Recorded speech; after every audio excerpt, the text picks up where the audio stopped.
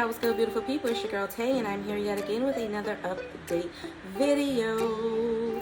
So definitely make sure you guys smash that like button, comment down below, subscribe, and then push your post notification bell button so that way anytime I upload a video, you will be notified. All right, so we are jumping right into the news. We're going to start off today with some back to school shopping because kids are getting ready to go back to school. Unfortunately, I say unfortunately to me because I literally haven't seen my kids in what's going on 3 weeks now, and I still won't be able to see them until next weekend. Just to be safe, I want to make sure that we're all clear before I bring them over here. But anyways, it says some states have sales tax holidays every summer to assist families with getting their kids outfitted for school. Some states also have a sales tax holiday that focuses on hurricane preparedness items or energy saving appliances. If you plan to make one of those purchases and it's not an emergency situation, it's worthwhile to see if your state offers a program like this. You can find a full list of all states' sales taxes. Well, I'm going to give you guys that if this app stops malfunctioning.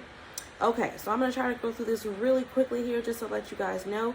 We have Arkansas sales tax holiday. It's going to be August 6th and the 7th, okay? Eligible purchases includes clothing, shoes at $100. I think up to maximum cost per item is what it's saying. So maximum cost per item. So clothing, shoes up to $100, clothing, accessories, and equipment up to $50, and then school supplies and electronic devices commonly used in the course of study. Then we have Connecticut, August the 21st through the 27th, eligible purchases up to $100 in clothing and footwear. We have Florida, July the 1st of 2022 through June 30th of 2023. So Florida is actually giving you a year.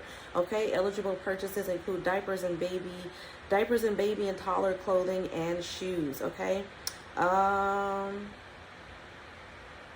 Nope, actually then it goes on to say July 25th through August the 7th.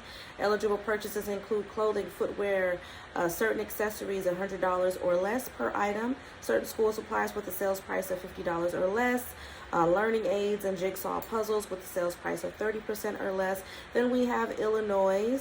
I'm not going to give you guys all the individual information. What I am going to do is go through and apply this. I'm going to link this article down below in the description box so that you guys can find your state on the list, okay?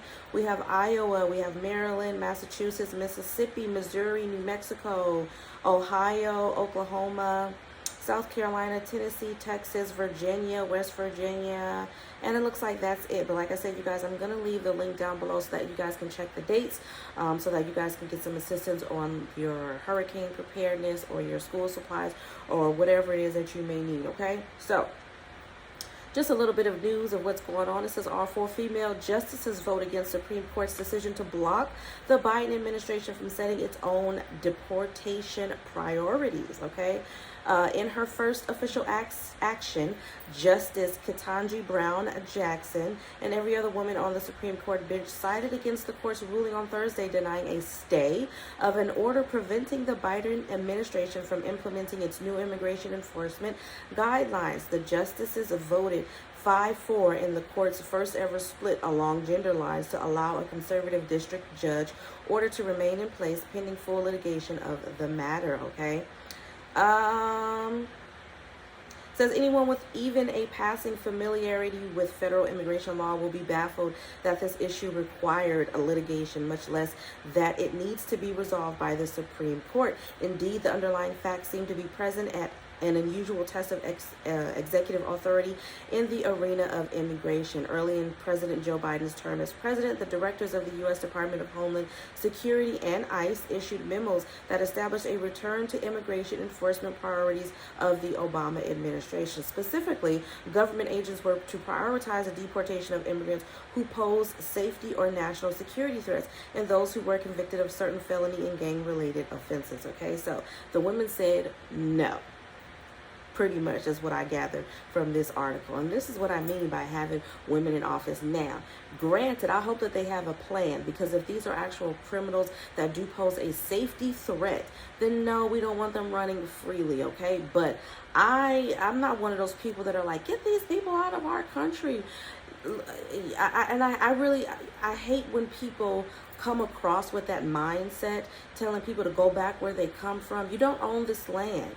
For those of you who feel that way, yes, I'm talking to you. You don't own this land. You didn't help create this land. You have no stake to this land. I don't understand that mindset. To me, that's legitimately why, not even legitimately, that's literally why the situation is going on now between Russia and Ukraine. Because Russia is saying, hey, you know what, that land belongs to my ancestors, and so I'm reclaiming it. And his way of reclaiming that is taking the lives of innocent women, children, men over there that have nothing to do with what he's talking about, okay?